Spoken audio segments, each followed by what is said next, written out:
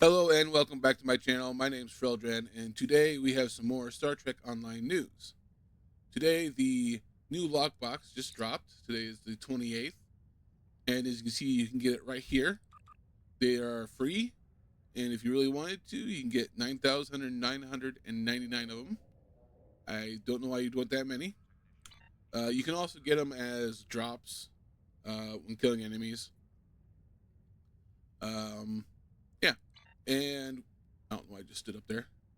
Anyways, right now would be a good time to buy keys for them because you need these to open them, and they are on sale right now. So as you see, I have enough Zen to buy a few, but I'm going to go ahead and skip this lockbox for this time. I am saving up my Zen for something else, and but I will go over what is in the lockbox, and I will show you that in just a moment. All right, we are here on the news page, and the new lockbox is called the Partners in Crime lockbox, and as you can see, it's available from now, the 28th, till March 18th. So you got a while to pick up these lockboxes. As you see, here's the ship. It's the Breen Keth SAR Intel Courier, Tier 6. So looks pretty nice. I look forward to seeing those being flown around. Um, All right, we've got a universal console for the ship, or actually, this is part of the lockbox. Um, it's universal, so it can go any slot. Crenum, chronophage. Sometimes you just need a little extra kick to give you an upper hand in battle. The cream. Wait, what's the cream? What's the cream? Did they spell bream wrong? Breen? Um, I thought I was bad at spelling. At least I read it right. Cream. Anyways, um, let's see. Like always, so you have a trick up their sleeves, which they, um, blah, blah, blah, which is why they created the Crenum chronophage. It sends out a device that attaches to targeted enemy ships and creates a field around it that deals physical damage, inflicts hold, shields offline, um, consistently to all enemies caught in the area. At the same time, it causes the ship to teleport randomly to other nearby enemy ships for 5 seconds. It's pretty good. It's kind of like a gravity well, except for it can move around. I don't know if this synergizes with um, exotic damage. Exotic damage is what increases your gravity well damage, so this might do that. Let's see. We got Promoline Assault Drone. All right, this is one of the two new kit modules. All right, this drone, it sends out 3 drones. Short duration, which periodically get charged into the enemy, exploding after a short delay. So that's pretty nice. Kind of a set it and forget it type thing. We also have the micro singularity generator. All right. Um, see, is another device that can get you out of a tough situation when you're overloaded by enemies. It lets you throw a device that creates a micro uh, gravity, which pulls in enemies, leaving behind a gravitational breach. This breach deals constant damage to enemies in the area, so it's kind of like a gravity well, but for ground. We have some new personal traits. These are the space ones. Breen shield tunneling. This trait increases shield and armor penetration and decreases maximum shield hit points. Pretty nice, so you can kind of get past their defenses a little bit. Harmonic shield linkage. It's dangerous out there. You'll need some allies. And this new trait gains bonus shield regeneration, hardness, based on number of allies nearby, including yourself. So That's good to have some basically better shields. Um, Red Directive, hobnobbing with a couple of temporal agents in the Infinity Room has its perks. Your intel and temporal operative abilities, words, have reduced recharge time, so that's good. So these are uh, special abilities for like seating on your bridge crew. Um, this is an intel ship, so it's got that. I don't know why it's got a temporal one. Um, yeah, having the abilities recharge faster is pretty good. Onto the ground ones, we've got resonating personal shields. There's a reason you never leave Starship without a capable away team. It's always good to have someone making up for the blind spots. Now you have an extra advantage. This trait gives you bonus shield regen and hardness based on number of allies. Okay, so we got it's basically the same as the harmonic shield linkage. All right. Glass cannon, an age-old adage, applies to many forms of combat. The best defense is a good offense. Increases all weapon damage and decreases your maximum shield hit points.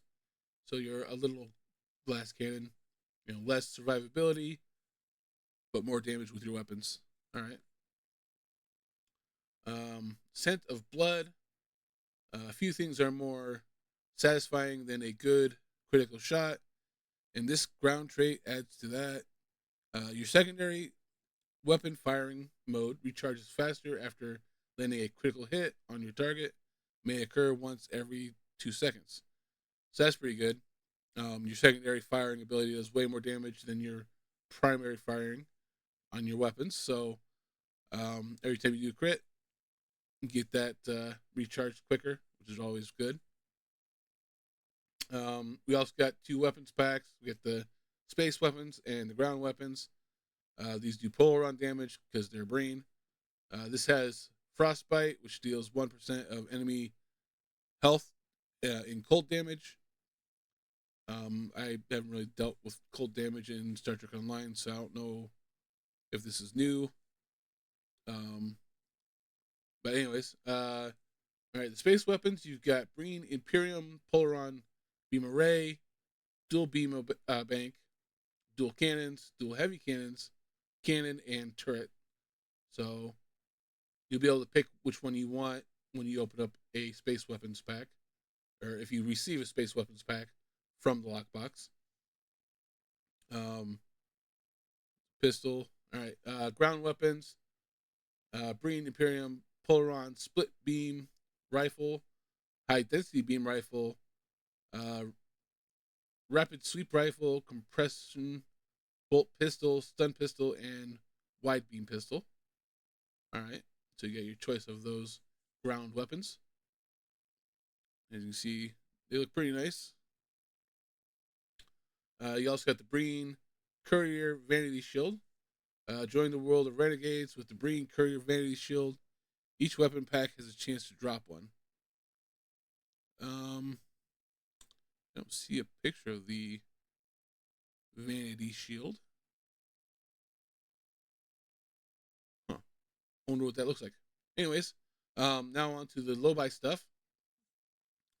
We got the Breen Renegade and the Breen Courier Renegade. 2 new low buy store outfits.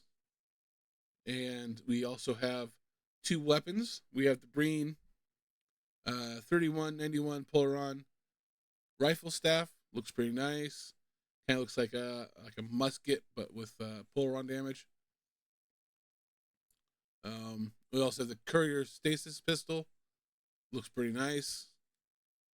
And I think that's that for that. Let's head on over to the ship itself. Again, very nice looking ship. Yeah. So let's see. Skip over most of this. This is kind of just flavor text. All right. All right. Ship details. Tier 6. So it's a high level ship. Max level. I'm assuming you can upgrade it to an even higher level. Faction unaligned. Breen don't have a faction. Requires rank, must complete the tutorial, so that's good. You can have it right off the bat. Won't be as good as a normal tier 6 because it'll be uh, lowered down to your rank, like the ship I'm flying right now. Um, but yeah, hull modifier, point 0.9, not bad. I believe the better ones are like 1 point something. Shield modifier, 0.85. Again, I don't think that's bad. There are higher ones. Um, Forward weapons 5, aft weapons 2. So it's definitely a forward-facing ship that you want to fire. You can use cannons. Would be nice for this. Torpedoes would be good for this. 2 device slots. You have 4 bridge officer slots, which are stations, which is kind of odd. I don't know why it's got 4. Usually we have like 5 or 6 for tier 6. But anyways, you get 1 Commander Universal Intel is an Intel ship. Commander Universal, Lieutenant Commander Universal, Pilot. Again, it's an Intel ship, not a pilot ship. Sometimes they just add these on. I don't think it will get the pilot abilities. Then we got an Ensign Universal. Console wise, got 5 tactical, 4 engineer, 2 science. So low on the science, decent on engineering, and really high on tactical. So this is a DPS weapon, DPS ship, I guess you can say.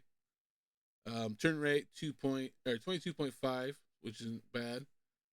Impulse modifier 0.215. I'm not sure if that's good or bad. Inertia 85, which you can't want your inertia low. That seems pretty high.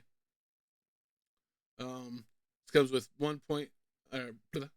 plus 15 weapon power, plus 5 ox power. So as you can see with the what was it? The tactical, having 5 tactical slots, meant for doing weapon damage.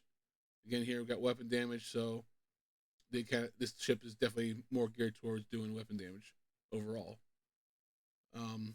Got bunker buster, experimental weapon. Gather intelligence. Again, it's an intel ship, so it has intel abilities. Exposes vulnerability, defenses, so you lower their defenses. Weapon systems, so you lower their weapon systems, I guess.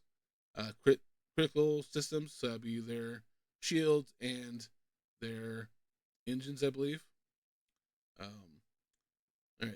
Ship mastery package, precious weapon system, so plus accuracy hit, so you're gonna hit them more often. Tactical maneuvers plus accuracy miss, you're gonna evade their attacks more often. You have weapon system plus damage. Again, it just keeps stacking damage. Although this damage is for any damage, I guess. Enhanced weapon banks, plus 15% critical severity. Always good to have critical severity. The Never There Starship trait. We also have an Admiralty card you'll get when you get the ship. Looks like it's heavy on science, but when it's by itself, you get some extra tactical. So that's good. Console power, aggressive negotiations. When the Breen make their consoles, they keep every eventuality in mind. As soon as aggressive negotiations is activated, your ship damage and maneuverability is increased for 10 seconds. Then your ship cloaks for a further 10 seconds, allowing you to take advantage of the enemy when you decloak. A tactical buff helps you seal the deal for an additional 10 seconds. So, added damage, add maneuverability, you go cloak, you get a buff out of cloak to do more damage for 10 seconds. That's good. Here's the experimental weapon. The Bunker Buster fires a Polaron charge which pursues the target, right, and detonates. It's a Polaron cloud and debuffs your opponents. All right. It may be upgraded, like standard weapons. Okay, you can put it in other ships as well, so that's good. All right, it's got the Never There Starship trait. Utilizes specialized modular emitters to draw off enemies attackers and debuff them if they get too close to the probes. All right, so sends out 6 probes. Hostiles will go after them and get debuffed. Increased probe threat generated 1,000%, which seems pretty high. Debuffs their flight and turn speed, which is nice. It's by 50%, so they're like half their speed and turn rate. And then reduces their accuracy by minus 20%. So not only they're not firing at you, they're firing at these probes. They're missing the probe quite often, so that's good. And yeah, that's it for what's in the lockbox, and I will see you back in game. All right, we're back in game, and as you can see, we're back on Earth Space Dock or by the exchange.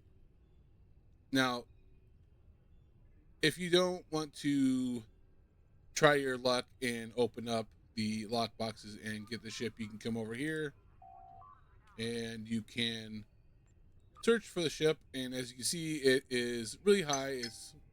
That was my phone.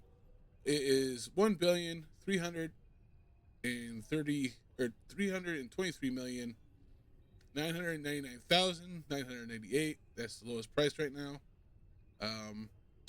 So it's expensive. So probably save up your money to get that, or try your luck at getting the ship from the lockbox. You can buy keys from here. Reset this. Box keys. Those are going for 12 million, quite a bit. So if you don't have the ability to buy the keys from the Zen store, you can buy them here. Again, it costs quite a bit. You can also get all the other items that come in the lockbox here in the exchange. So yeah, I believe that's about it for this video. Um, did have a bit of a problem when I was recording the uh, information for the lockbox stuff. I have a bit of a sore throat. I don't know if you can hear. But yeah, thanks for watching my video. And if you could leave a like, comment, subscribe down below, that'd be awesome. And yeah, bye. I don't have my wave ready. I was gonna ready my wave. I forgot to ready my wave. No. Okay, bye.